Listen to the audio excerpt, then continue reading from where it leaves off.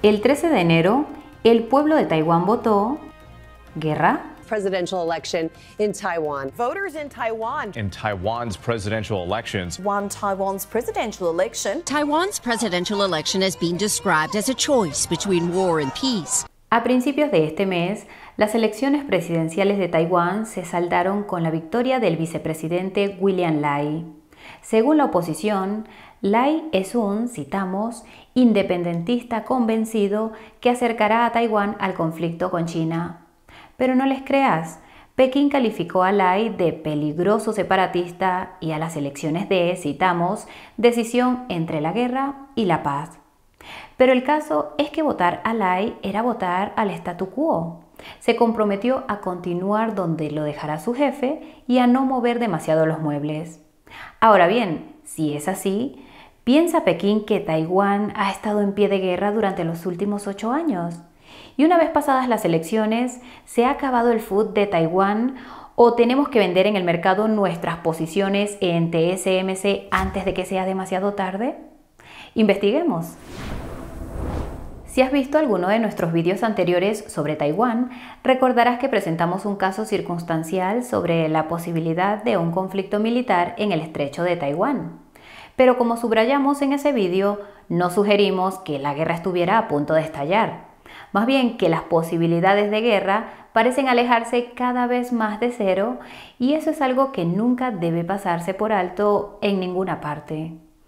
El hecho es que Pekín y Washington están atrapados en un patrón de escalada de ojo por ojo en el que cada uno se siente obligado a corresponder del mismo modo porque no puede permitirse parecer débil.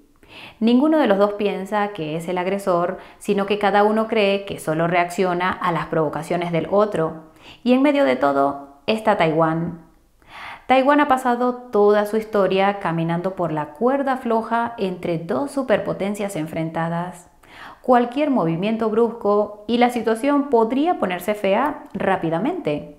Por eso las elecciones presidenciales de Taiwán son siempre una fuente de angustia para cualquiera que preste atención. Pero resulta que después de caminar por la cuerda floja durante 70 años, se desarrolla un equilibrio bastante bueno.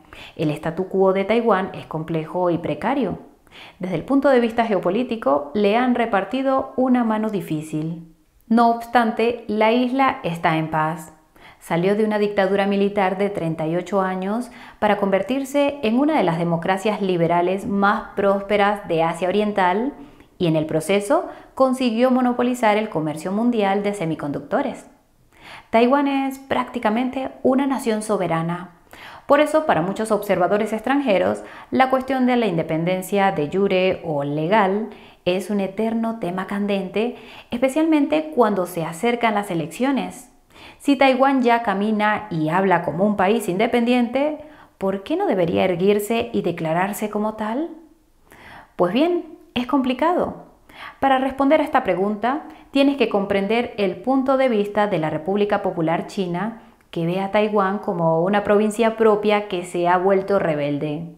La República Popular China, o RPC, nació en 1949 después de que el Partido Comunista Chino derrotara al Kuomintang, o KMT, apoyado por los Estados Unidos en la Guerra Civil China. El KMT huyó a la isla de Taiwán y se declaró gobierno legítimo de China con el nombre de República de China, o RDC.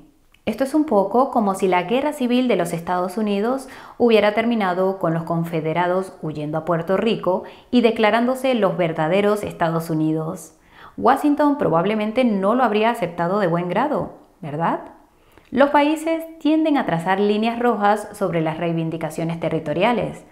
Pues bien, en la década de 2020, la RPC no se ha olvidado de su provincia renegada.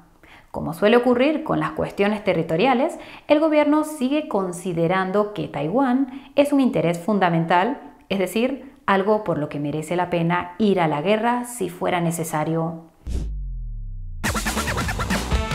Este es el momento adecuado para hacer un pequeño paréntesis. Hoy tenemos que hablarte de la página de ofertas de Coinburo. Allí encontrarás las mejores ofertas del sector de las criptomonedas. Para empezar, te proporcionamos bonificaciones de hasta $40.000 en algunos de los mejores exchanges. Y eso no es todo. También puedes conseguir descuentos en monederos hardware, bonos de registro y descuentos en comisiones de trading de hasta el 60%. Increíble. Para encontrar todas estas ofertas, date una vuelta por nuestra página web o sigue el enlace que dejaremos en la descripción.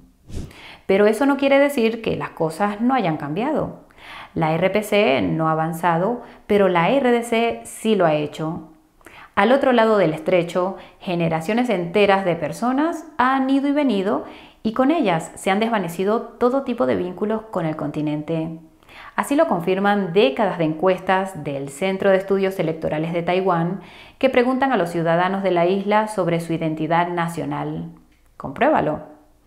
En 1992, cuando comenzaron estas encuestas, alrededor del 46% de los encuestados dijeron que eran tanto chinos como taiwaneses.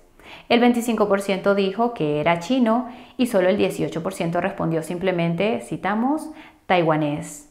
Pero en la década de 2020, los ciudadanos de la isla cantaban una melodía muy diferente. En 2023, la proporción de los que decían ser tanto chinos como taiwaneses descendió al 30% y solo el 2.5% de los encuestados se describieron a sí mismos como chinos. Eso supone una disminución de 10 veces en la identidad china en 3 décadas, algo bastante alentador para los nacionalistas taiwaneses. Según otra encuesta realizada por Pew en 2024, el 67% de los encuestados se identifican ahora como taiwaneses. Las causas de esta tendencia son variables y complejas, pero quizá la más llamativa sea el trato que la RPC ha dado a Hong Kong durante los últimos años. Toda una generación de votantes taiwaneses creció viendo el espectáculo de las autoridades chinas intentando acabar con las protestas antigubernamentales en la puerta de al lado.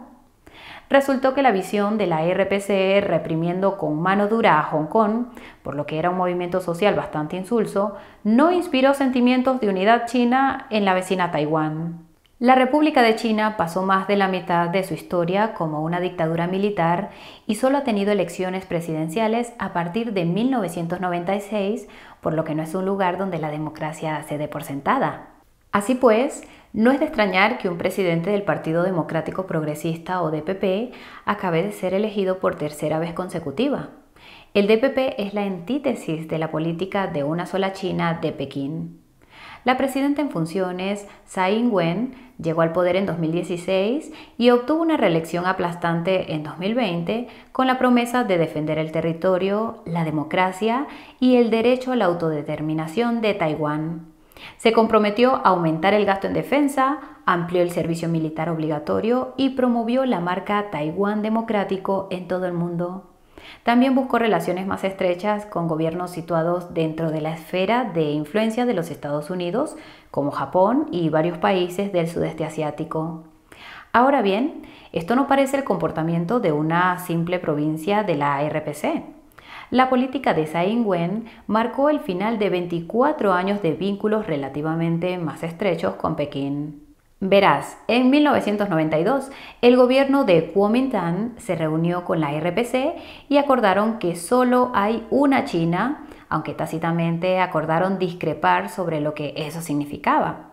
Pero con la elección de Tsai Ing-wen en 2016, el DPP incumplió este acuerdo.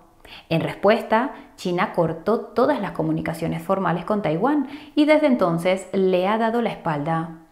Llegados a este punto, se te podría perdonar que pensaras que el DPP es un movimiento separatista cuyo objetivo es declarar formalmente a Taiwán una nación independiente. Pero no es así. De hecho, ninguno de los principales partidos políticos de Taiwán aboga por la independencia. A pesar de las duras palabras del KMT sobre que votar al DPP es votar por la guerra y de que William Lai es un partidario convencido de la independencia, las elecciones de 2024 demostraron que los partidos de la oposición han capitulado ante una postura bastante similar a la del DPP. Por supuesto, el DPP y el KMT, así como el más minoritario TPP o Partido Popular de Taiwán, están obligados a hablar de sus diferencias. Pero en lo que respecta a la política real, ninguno de ellos propone hacer nada que pueda alterar realmente el statu quo. Ahora bien, esto no quiere decir que no haya apoyo a la independencia en Taiwán. Al contrario, una encuesta realizada en 2023 por la Fundación de Opinión Pública de Taiwán reveló que algo menos de la mitad de los encuestados están a favor de la independencia. La encuesta mostró que la independencia era el resultado más deseado para Taiwán en todas las ciudades y condados de la isla, excepto en uno. Menos de un tercio de los encuestados apoyaba el mantenimiento del statu quo y menos del 12% deseaba la reunificación con China.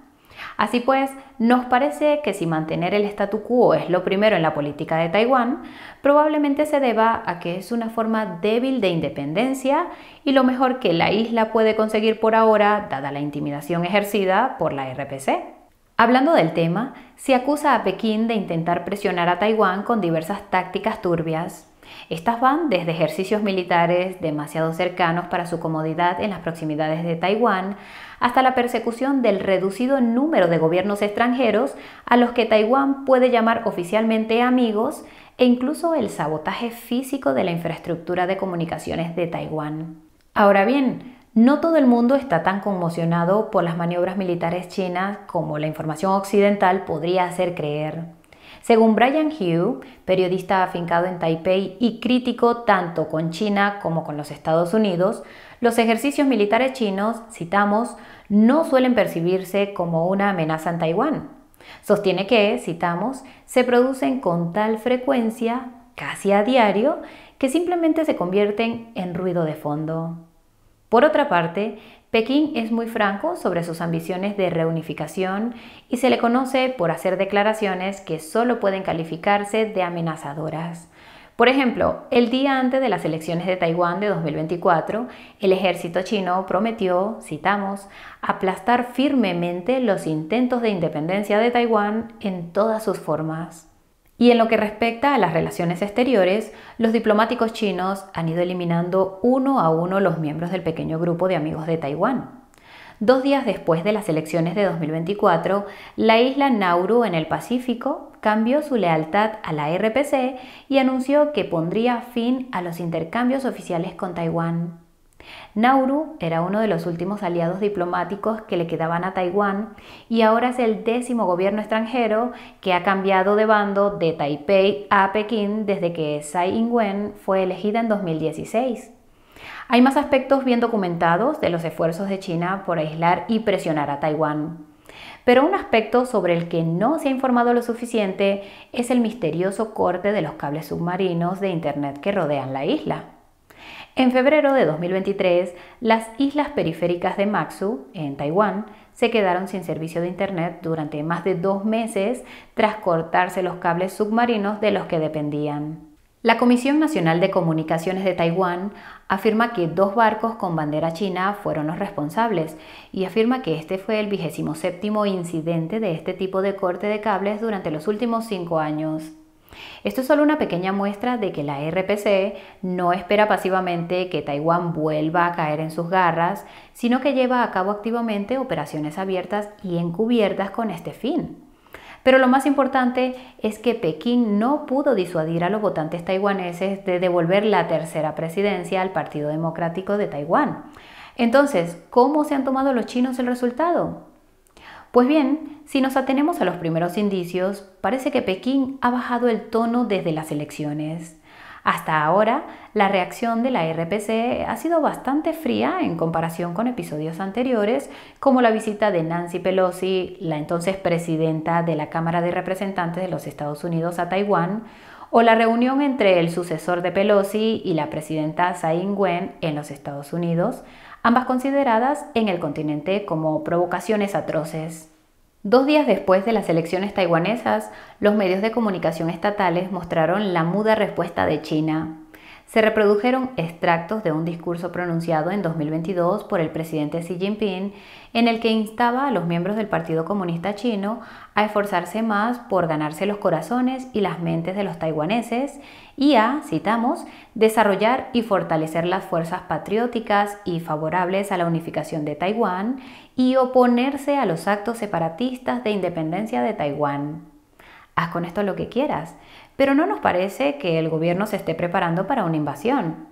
Como dijo un analista de alto nivel especializado en China del International Crisis Group, con sede en Taipei, citamos, es un comienzo bastante positivo de este periodo. No quieren echar por tierra los logros conseguidos en la mejora de las relaciones entre los Estados Unidos y China. Entonces, ¿qué pasa con los Estados Unidos? Cuando se le pidió que comentara el resultado de las elecciones de Taiwán de la semana pasada, el presidente de los Estados Unidos, Joe Biden, decidió responder a una pregunta diferente. Se limitó a decir, citamos, "No apoyamos la independencia". Este sinsentido no es más que la última adición a su historial de declaraciones confusas sobre Taiwán. Al menos en 4 ocasiones distintas ha hecho referencia al compromiso de los Estados Unidos de defender militarmente a Taiwán cuando no existe tal compromiso. En cada ocasión, la Casa Blanca se encogió de hombros e insistió en que la antigua política de ambigüedad estratégica de los Estados Unidos, que no incluye ningún compromiso militar con Taiwán, no ha cambiado. La retórica de Biden sobre el presidente Xi Jinping no es más alentadora. Hace apenas unas semanas, Biden dijo a los periodistas que durante el gobierno de Obama se había reunido con Deng Xiaoping, líder chino fallecido en 1997. Por supuesto, Biden se había reunido con Xi Jinping. Cuando Biden acierta a nombrarlo, suele describir así como un, citamos, delincuente y un, citamos, dictador. El episodio más reciente se produjo el pasado noviembre, cuando Biden calificó así de dictador tras hablar con él durante 4 horas en una cumbre crítica entre los Estados Unidos y China celebrada en San Francisco. Por lo demás, esta cumbre había sido un éxito al producir una lista de acuerdos encaminados a reparar la tensa relación entre ambas potencias. China y los Estados Unidos acordaron reanudar la comunicación entre militares, trabajar juntos para detener el flujo de fentanilo hacia los Estados Unidos y también discutieron las elecciones de Taiwán, entre otros asuntos. En cuanto a Xi, sus comentarios supusieron un gran cambio. Citamos, "El planeta Tierra es lo suficientemente grande para que 2 países tengan éxito y el éxito de un país es una oportunidad para el otro", afirmó. Citamos, "Para 2 grandes países como China y los Estados Unidos, darse la espalda no es una opción. No es realista que una parte remodele a la otra y el conflicto y la confrontación tienen consecuencias insoportables para ambas partes". Pero volvamos a Biden. ¿Qué debemos pensar de su confusión estratégica? Seguro que a la Casa Blanca de Biden no le falta personal lúcido dispuesto a quitarse de encima las aparentes meteduras de pata del presidente. Pero al fin y al cabo es Joe Biden quien tiene el dedo en el botón rojo. El mundo lo recordó cuando dio la orden de empezar a bombardear Yemen a principios de este mes sin preguntar al Congreso. Parafraseando sus comentarios tras el inicio de los ataques, ¿funcionará? No. ¿Vamos a seguir bombardeándoles? ¿Sí? Ahora bien, a menos que Biden se retire antes de las elecciones presidenciales de este año, lo más probable es que se pida a los votantes demócratas que le voten otros 4 años como comandante en jefe. Es casi seguro que la alternativa republicana será Donald Trump, aunque ha sido acusado de una larga lista de 91 delitos graves por los gobiernos federal y estatal de los Estados Unidos. No parece que esto vaya a ser un obstáculo para que vuelva a presentarse como candidato a la presidencia. Al contrario, parece que esto no ha hecho más que reforzar la determinación de sus partidarios en el Partido Republicano y en todo el país. En lo que respecta a la política exterior de Trump, es importante no confundir su discurso duro sobre China con una política real y de halcón monetario. Aunque con claroscuros, la política exterior de Trump está en general más cerca del aislacionismo y Taiwán es un buen ejemplo. Públicamente, Trump nunca ha hecho el tipo de comentarios sobre defender militarmente a Taiwán por los que se ha hecho conocido Biden. Y en privado, según se dice, le dijo a un senador republicano en 2019 que si la RPC invadiera Taiwán, citamos, no hay nada que podamos hacer al respecto. Haz con esto lo que quieras, pero creemos que de los dos candidatos, Biden podría ser más un comodín en lo que respecta a Taiwán. Si Trump es elegido, al menos Taiwán no tendrá que preguntarse si los Estados Unidos intervendría en caso de invasión. Dicho esto, podemos pasar a la pregunta que todo el mundo tiene en mente. ¿Qué significa todo esto para mi cartera? Pues bien, los precios se moverán de lado, quizás. Verás, ha pasado poco más de una semana desde las elecciones de Taiwán. William Lai no será presidente hasta mayo. Por supuesto, puede ocurrir cualquier cosa de aquí a entonces. Pero basándonos en la información disponible en este momento, no creemos que sea el momento de hacer sonar la alarma. Y sobre esa narrativa bélica pregonada por la RPC y el KMT antes de las elecciones, votar al mismo partido que ha estado en el gobierno durante los últimos 8 años va a acercar a Taiwán a la guerra. Es decir, suponemos que esto es cierto en la misma medida que el hecho de que el Bitcoin pase de $41.000 a $42.000 nos acerca a un Lambo. No está mal, pero es un poco drástico. Y hasta aquí el vídeo de hoy. Si has aprendido algo nuevo, danos un me gusta para ayudar a que más gente lo vea. Si crees que nos hemos dejado algo importante o tienes un punto de vista diferente, háznoslo saber en los comentarios. Si aún no lo has hecho, ahora es la oportunidad perfecta para suscribirte a este canal. De paso, haz sonar la campanita para que puedas ver los vídeos de Coinburo recién salidos del horno. Como siempre, muchas gracias por acompañarnos hasta el final. Que Satoshi esté con vosotros. Chao, chao.